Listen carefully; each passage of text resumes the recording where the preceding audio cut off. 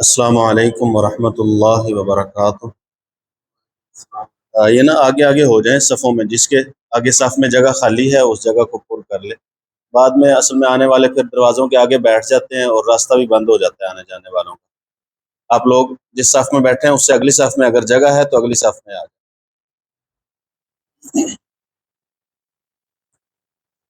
ان الحمد للہ نحمده ونستعینه ونستغفره ونعوذ باللہ من شرور انفسنا ومن سیئات اعمالنا، من يهده الله فلا مضل له ومن يضلله فلا هادي له، اشهد ان لا اله الا الله وحده لا شريك له واشهد ان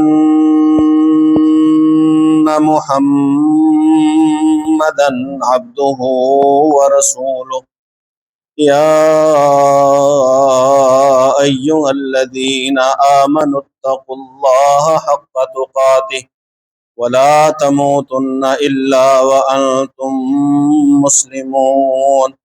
يا أيها الناس اتقوا ربكم الذي خلقكم من نفس واحدة وخلق منها زوجها وبث منهما رجالا كثيرا ونساء، واتقوا الله الذي تساءلون به والأرحام إن الله كان عليكم رقيبا۔ يا أيها الذين آمنوا اتقوا الله وقولوا قولا سديدا يصلح لكم أعمالكم ويغفر لكم ذنوبكم، ومن يطع الله ورسوله فقد فاز فوزا عظيما۔ أما بعد فإن خير الحديث كتاب الله، وخير الهدي هدي محمد صلى الله عليه وسلم، وشر الأمور محدثاتها وكل محدثة بدعة وكل بدعة ضلالة وكل ضلالة في النار۔ إن الله وملائكته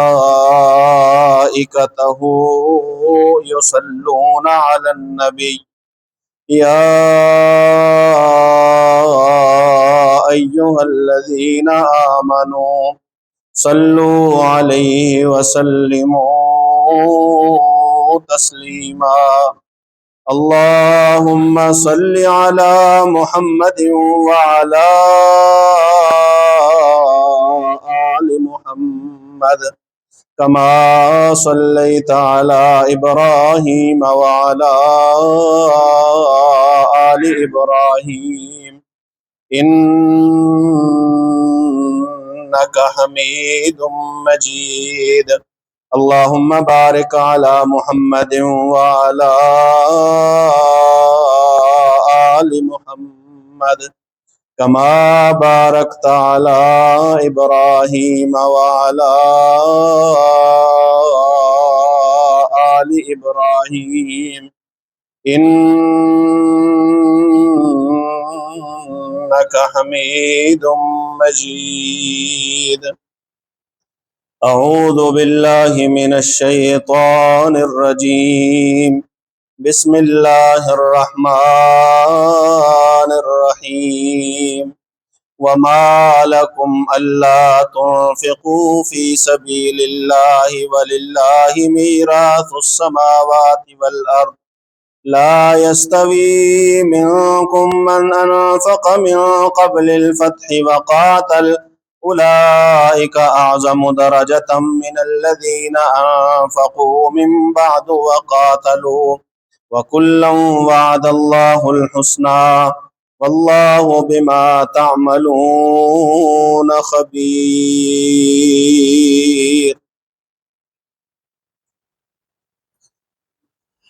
گزشتہ چند خطبات سے ہم رسول اللہ صلی اللہ علیہ وآلہ وسلم کے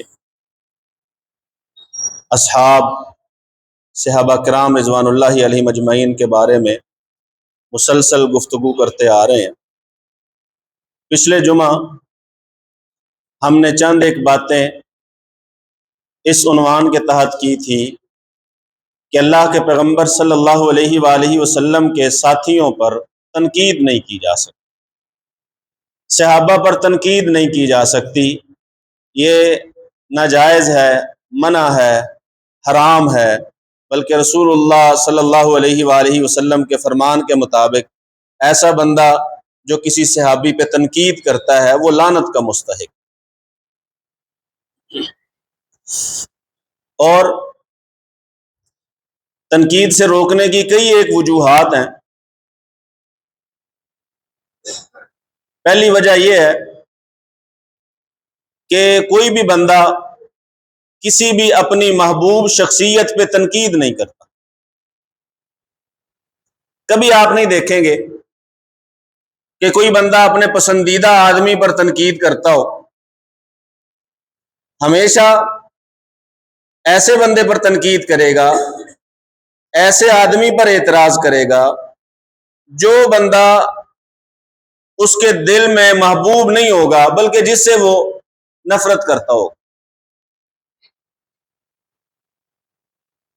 یہ امر لازم ہے کہ کوئی بھی بندہ اپنے پسندیدہ بندے پر تنقید نہیں کرتا، پسندیدہ مسلک پر تنقید نہیں کرتا، پسندیدہ مذہبی جماعت پر تنقید نہیں کرتا، پسندیدہ فرقے پہ تنقید نہیں کرتا، نہ کرتا ہے، اگر کوئی کرے تو اس تنقید کو سننا بھی پسند نہیں کرتا۔ اب آئیے صحابہ کرام رضوان اللہ علیہ مجمعین کی طرف کہ اللہ رب العزت نے سورہ فتح میں ایک مثال بیان فرمائی۔ اللہ فرماتے ہیں محمد صلی اللہ علیہ وسلم اللہ کے رسول ہیں، اور جو رسول اللہ صلی اللہ علیہ وسلم کے ساتھی ہیں کافروں پر سخت ہیں، آپس میں بڑے نرم اور مشفق ہیں، اور آپ پیغمبر کے صحابہ کو دیکھیں کبھی حالت رکوع میں کبھی حالت سجدہ میں، اور ہمیشہ وہ اللہ کا فضل اور اللہ کی رضامندی تلاش کرتے ہیں۔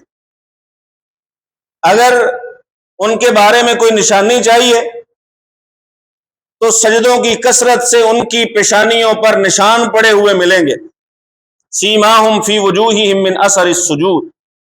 اللہ فرماتے ہیں ذالک مثلہم فی التوراۃ ومثلہم فی الانجیل۔ اللہ نے رسول اللہ صلی اللہ علیہ وسلم کی اور آپ کے ساتھیوں کی یہی مثال بیان فرمائی ہے، تورات میں بھی اور انجیل میں بھی۔ مثال کیا ہے؟ کزرع اخرج شطأہ فآزرہ فاستغلظ فاستوى علی سوقہ یعجب الزراع، کہ جیسے کسی ایک کسان نے، دہقان نے ایک کھیت میں کوئی چیز بیج دی، کوئی کھیتی لگائی، اور وہ کھیتی جب اپنی کونپلیں نکالتی ہے، اخرج شطأہ فآزرہ، پھر ذرا جو ہے وہ مضبوط ہوتی ہے، فاستغلظ، پھر اس کا تنا جو ہے وہ موٹائی پکڑتا ہے، فاستوى علی سوقہ، پھر وہ اپنے تنے کے دم پر کھڑی ہو جاتی ہے، ثابت ہو جاتی ہے۔ اب یہاں جب کھیتی پہنچتی ہے یعجب الزراع، تو جو کھیت لگانے والا ہوتا ہے اسے بڑی اچھی لگتی ہے، اسے بڑی پیاری لگتی ہے۔ ذمہ دار لوگ بیٹھے ہوں گے آپ میں، وہ اس بات کو بخوبی سمجھ سکتے ہیں کہ جب فصل پک کر تیار ہوئی ہو تو کتنی زبردست لگتی ہے، کتنی خوشی ہوتی ہے۔ کچھ نہ بھی نہ کرنا ہو پھر بھی فصل پکی ہو تو کسان جو ہے نا وہ جا کے ویسے ہی جو ہے نا وہ کھیت میں چکر لگا آتا ہے، کوئی کام نہ بھی ہو پھر بھی وہ جاتا ہے۔ کیوں؟ کیونکہ وہ اپنی پکی ہوئی پسندیدہ فصل کو دیکھنا چاہتا ہے۔ اور یہ صحابہ والی کھیتی یہ لگائی ہے رسول اللہ صلی اللہ علیہ وسلم نے۔ یعجب الزراع، اللہ فرماتے ہیں اللہ کے پیغمبر کو تو یہ بہترین لگتے ہیں، پسندیدہ ہیں۔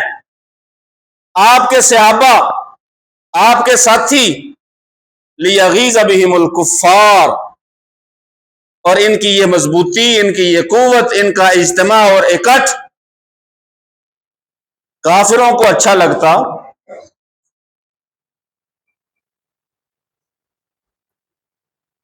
ظاہر تنقید وہی کرتا ہے جس کو اچھا نہ لگے، جس کو اچھا لگ رہا ہو وہ تو تنقید نہیں کرتا۔ اچھا کھانا ہو کوئی تنقید کرے گا؟ اسی کھانے پہ تنقید ہوگی جو کھانا اچھا نہ لگے۔ لیغیظ بہم الکفار، اگر کوئی کسی صحابی پہ تنقید کرتا ہے تو سب سے پہلی وجہ پتہ کیا ہے کہ اسے وہ صحابی جس پہ وہ تنقید کر رہا ہے وہ اس کا پسندیدہ نہیں ہے، جبکہ اللہ وحدہ لا شریک فرماتے ہیں رسول اللہ صلی اللہ علیہ وسلم کو سارے اصحاب پسندیدہ۔ فَبِحُبِّ أَحَبَّهُمْ، پچھلے جمعہ میں نے یہ حدیث بیان کی تھی کہ اگر کوئی صحابہ سے محبت کرے گا وہ کس وجہ سے کرے گا؟ اس وجہ سے کرے گا کہ اللہ کے پیغمبر ان سے محبت کرتے ہیں۔ یعجب الزراء، اللہ کے پیغمبر کو اچھے لگتے ہیں، پیارے لگتے ہیں۔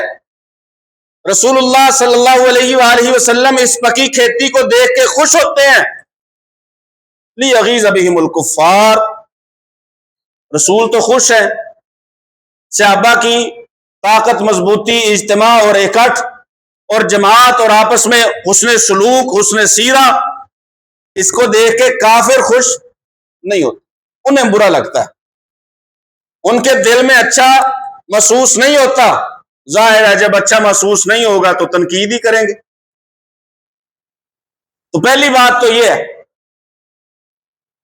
کہ قرآن مجید کی آیت ایسے بندے کو اللہ کے رسول کے مقابل لا کے کھڑا کر کے کافر کہہ رہی ہے کہ رسول تو پسند کریں اور وہ بندہ پسند نہ کرے۔ پہلی بات یہ ہے، اس لیے رسول اللہ صلی اللہ علیہ وآلہ وسلم کے کسی ایک بھی صحابی پر تنقید نہیں کی جا سکتی۔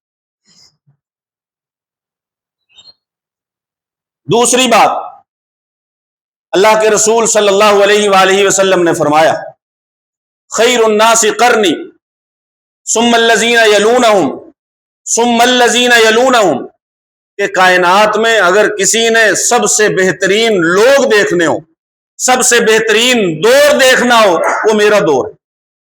سب سے بہترین دور میرے دور کے لوگ ہیں، پھر ان کے بعد جو آئیں، پھر ان کے بعد جو آئیں، اور رسول اللہ صلی اللہ علیہ وسلم نے فرمایا پھر ان کے بعد جو ہے نا وہ پھر فتنے رونما ہوں گے۔ سب سے بہترین لوگ، سب سے بہترین دور، وہ دور ہے رسول اللہ صلی اللہ علیہ وآلہ وسلم کا۔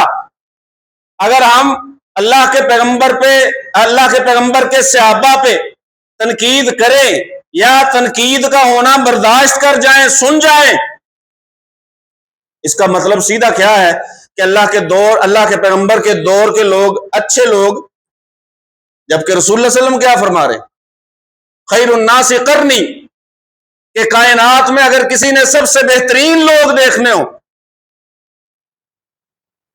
نبیوں کے بعد، رسولوں کے بعد، اگر کوئی امت سب سے بہترین امت ہے تو وہ رسول اللہ صلی اللہ علیہ وسلم کی امت ہے۔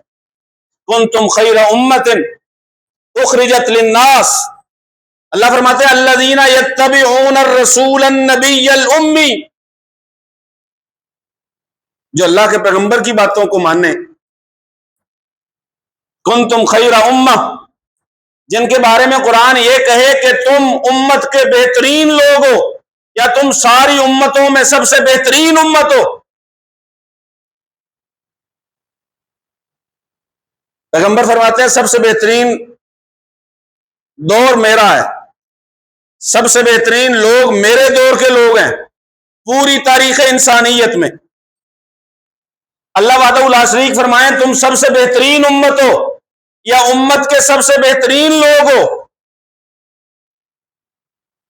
اور سورہ اعراف کی یہ جو آیت ہے الذین یتبعون الرسول النبی الامی الذی یجدونہ مکتوبا عندہم فی التوراۃ والانجیل،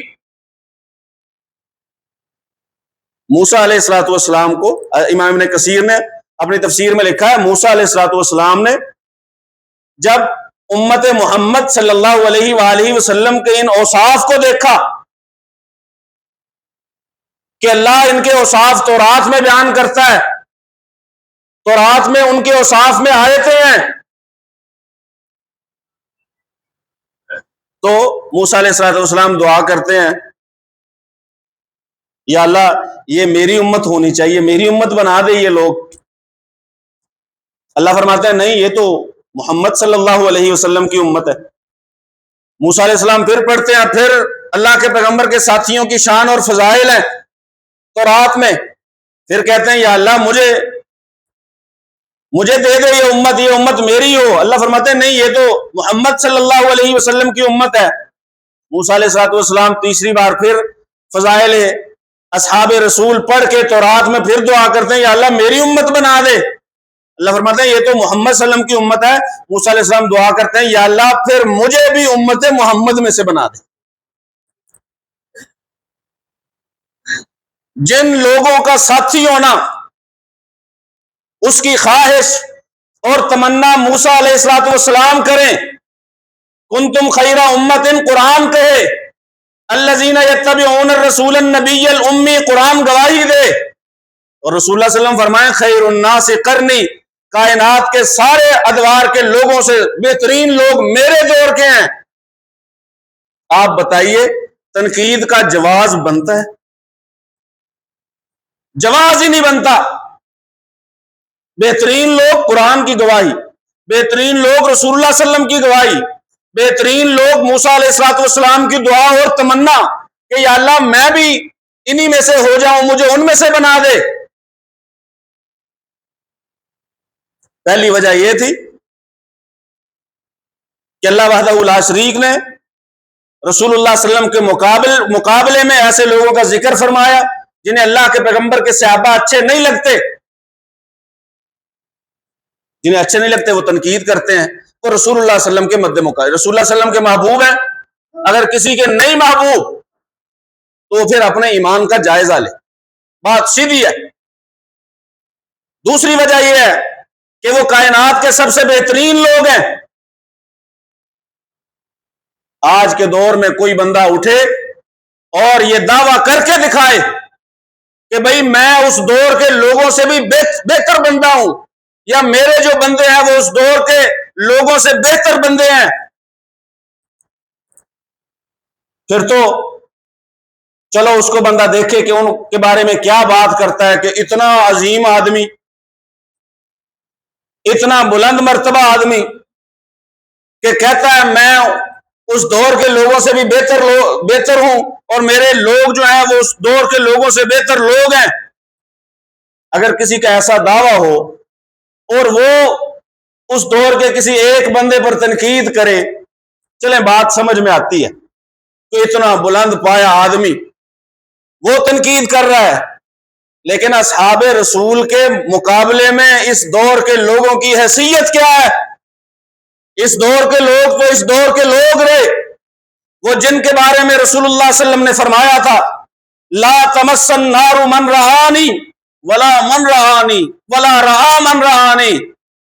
لوگوں ایک بات سنو، جس نے حالت ایمان میں مجھے دیکھ لیا نا، جہنم کی آگ اس کے قریب نہیں آئے گی، اور جس نے اسے دیکھ لیا، جس نے حالت ایمان میں مجھے دیکھا، ایک ہے حالت ایمان میں مجھے دیکھا، اس کے آگ قریب نہیں آئے گی، اور جنہوں نے حالت ایمان میں مجھے دیکھا، اگر کچھ لوگوں نے انہیں دیکھ لیا حالت ایمان میں، پیغمبر فرماتے ہیں جہنم کی آگ قریب ان کے بھی نہیں آئے گی۔ جن کی عظمت کا عالم یہ ہے کہ جن کے چہرے دیکھنا، اگر میں اس حدیث کی روشنی میں یہ بات کہہ دوں تو کوئی غلط نہیں ہوگی کہ ان کے چہروں کو دیکھنا عبادت ہے۔ عبادت ہی تو ایسی چیز ہے جس کی وجہ سے جہنم کی آگ حرام ہوتی ہے۔ جن کے چہروں کا دیدار عبادت ہو، جن کے چہروں کا دیدار بندے کو جہنم کے عذاب سے، آگ سے بچاتا ہو،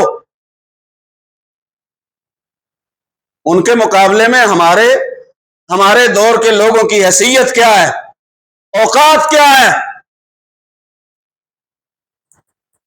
جن کے بارے میں رسول اللہ صلی اللہ علیہ وآلہ وسلم یہ فرمائیں کہ اگر انہوں نے کوئی عمل کیا کتنی دیر؟ ساعتن، ایک گھڑی، ایک سیکنڈ انہوں نے کوئی عمل کیا، اور ان کے بعد میں آنے والا پوری عمر عمل کرتا رہے، ان کے ایک سیکنڈ کے برابر ہو سکتا؟ ہماری ان کے مقابلے میں اوقات ہے ہی کیا؟ رسول اللہ صلی اللہ علیہ وآلہ وسلم نے فرمایا لو انفق احدکم مثل احد ذهبا ما بلغ مد احدهم ولا نصیفہ، اگر تم میں سے کوئی، صحابہ کے بعد کے دور کے لوگوں میں سے کوئی، احد پہاڑ کے برابر سونا خرچ کرے، احد پہاڑ کے برابر، تعداد کوانٹٹی کتنی ہے آپ دیکھ لیں، اگر کوئی احد پہاڑ کو پار کرنا چاہے تو کم از کم اسے 7 کلومیٹر سے لے کر 9 کلومیٹر تک چلنا پڑے گا۔ حجم کتنا ہے، سائز کتنا ہے، اور خرچ کیا کرے؟ اناج نہیں،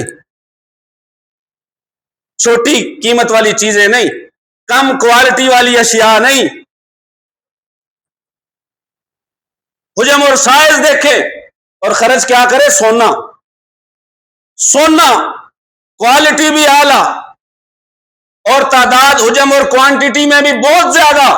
اگر تم میں سے کوئی احد پہاڑ کے برابر سونا خرچ کرے، اور اصحاب محمد میں سے کسی نے ایک مٹھی جو اللہ کے راستے میں خرچ کیے ہوں، ما بلا، مقابلہ ہی نہیں، ایک مٹھی جو رسول اللہ صلی اللہ علیہ وسلم نے فرمایا ولا نصیفہ، مٹھی تو مٹھی رہ گی، آدھی مٹھی کا بھی مقابلہ کوئی، آدھے پاؤ، 2 چٹاک، 1 چٹانگ کا بھی مقابلہ نہیں ہے۔ ہماری ان کے مقابلے میں حیثیت کیا ہے؟ یہاں سے آج کا بندہ اٹھے اور اس دور کے لوگوں پر تنقید شروع کرے، سب سے پہلے تو بندہ اس سے پوچھے تو ہے کون، تیری اوقات کیا ہے، تیرا مرتبہ کیا ہے، تو کس دور میں جی رہا ہے، تیرے حکمران کون ہے، تیرا مربی اور استاد کون ہے، تو نماز کن مسجدوں میں کن اماموں کے پیچھے پڑھتا ہے۔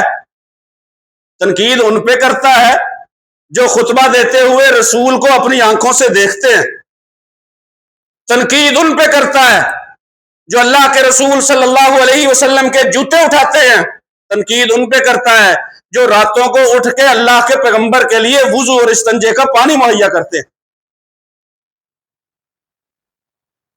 تنقید ان پہ کرتا ہے جو اگر مقتدی ہیں تو سیدھے محمد الرسول اللہ صلی اللہ علیہ وآلہ وسلم کے، تنقید ان پہ کرتا ہے جنہوں نے اپنے ہاتھوں سے مسجد نبوی کو بنایا اور اس میں نمازیں پڑھی، تنقید ان پہ کرتا ہے جو اللہ کے رسول صلی اللہ علیہ وسلم کے ساتھ جنگ بدر میں کھڑے رہے، تنقید ان پہ کرتا ہے جنہوں نے رسول اللہ صلی اللہ علیہ وآلہ وسلم کی حفاظت کے لیے اپنی جانیں لٹا دی۔ تو نے کیا کیا ہے، تیرا کارنامہ کیا ہے؟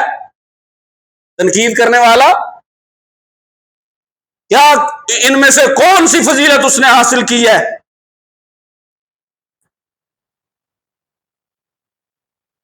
تنقید نہیں ہو سکتی، تنقید کا جواز ہی نہیں ہے۔ یہ بات دل سے، اندر سے، گہرائی سے سمجھنے والی ہے کہ جسے اللہ خود کہیں کہ پیغمبر کے محبوب ہیں، کافروں کو اچھے نہیں لگتے، ظاہر ہے پیغمبر کے محبوب ہوں تو تنقید کون کرے؟ رسول اللہ صلی اللہ علیہ وسلم کہیں سب سے بہترین لوگ ہیں، قرآن کہے اس امت کے سب سے بہترین لوگ، موسیٰ علیہ السلام ان جیسا ہونے کی دعا کریں،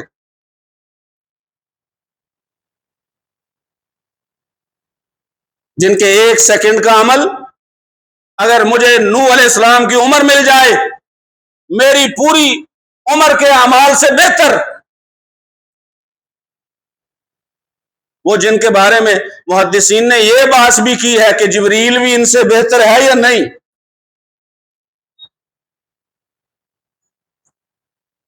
جبریل ان سے افضل ہے یا نہیں، جن کے بارے میں محدثین نے یہ بحث کی ہو،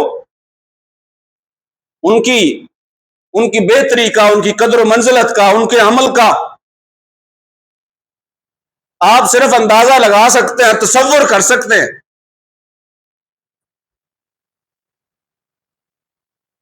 اور پھر ان میں سے ہاں فضیلت کے حوالے سے آپ درجات بنا سکتے ہیں، اللہ نے بھی بنائے ہیں، سابقون الاولون ہیں، پھر مہاجرین ہیں، پھر ان کے بعد انصار ہیں، پھر ان کے بعد جو بعد میں انہیں دیکھ کر ایمان لاتے گئے، ان کی باتیں دیکھ کر ایمان، ان کی باتیں سن کر ایمان لاتے گئے، وہ ہیں۔ پھر فضیلت میں اہل بدر، پہلے اشرا مبشرہ کر لیں، پھر اصحاب بدر کر لیں، پھر اصحاب بیت الرضوان کر لیں، پھر فتح مکہ سے پہلے والے کر لیں، پھر فتح مکہ کے بعد والے کر لیں، آپ ان کے درجات میں فرق کر سکتے ہیں۔ اللہ خود فرماتا ہے، یہ میں نے سورہ حدید کی جو آیت پڑھی ہے، اس میں اللہ وحدہ لا شریک فرماتے ہیں لا یستوی منکم من انفق من قبل الفتح وقاتل، جنہوں نے فتح مکہ سے پہلے دین کے لیے اپنا مال خرچ کر لیا اور رسول اللہ صلی اللہ علیہ وسلم کے ساتھ مل کے لڑتے رہے، ان کی تو برابری ہو ہی نہیں سکتی۔ اولئک اعظم درجۃ من الذین انفقوا من بعد وقاتلوا، جنہوں نے فتح مکہ کے بعد مال خرچ کیا، فتح مکہ کے بعد رسول اللہ صلی اللہ علیہ وسلم کے ساتھ مل کر کافروں سے لڑے، وہ ان پہلوں سے رتبے میں زیادہ ہو سکتے نہیں ہے، ان کا درجہ بڑا ہے جو پہلے ایمان لائے ہیں۔ لیکن بات اسی آیت میں اگلی بھی سنیے، وَكُلًّا وَعَدَ اللَّهُ الْحُسْنَى، جنت کا وعدہ اللہ نے سبھی سے کیا ہو، جنت کا وعدہ سبھی سے ہے۔ آپ درجات میں پہلے ایمان لانے والے، بعد ایمان لانے والے، مہاجرین، پھر انصار، پھر اشرا مبشرہ، پھر اصحاب بدر، پھر اصحاب بیت الرضوان، پھر فتح مکہ سے پہلے والے، آپ کیٹیگری بنا سکتے ہیں، لیکن تنقید کر سکتے، لیٹ ایمان لانے والے پہ تنقید کر سکتے۔ کُلًّا وَعَدَ اللَّهُ الْحُسْنَى، قرآن کہہ رہا ہے او بھائی اللہ نے ان سے وعدہ کر لیا ہے اپنی جنت کا، لِلَّذِينَ أَحْسَنُوا الْحُسْنَى وَزِيَادَةٌ، قرآن مجید میں اللہ وحدہ لا شریک فرماتا ہے ان لوگوں کے لیے جنہوں نے نیکیاں کی، ان کے لیے الحسنہ جنت ہے، وزیادہ اور مزید بھی ملے گا۔ ابوبکر صدیق رضی اللہ تعالیٰ سے پوچھا گیا یہ مزید کیا ہے، وہ فرمانے لگے انہیں اللہ کا دیدار بھی نصیب ہوگا، یہ وہ حسنہ ہے۔ الحسنہ سے مراد جنت، وزیادہ سے مراد دیدار الہی۔ اللہ فرماتے ہیں کُلًّا وعد اللہ الحسنہ، اسی حسنہ کا، اسی جنت کا اللہ نے ہر ایک سے آدمی سے وعدہ کر رکھا، وعدہ کر رکھا ہے۔ کوئی دیر سے ایمان لایا، فتح مکہ کے موقع پہ ایمان لایا، فتح مکہ کے بعد ایمان لایا،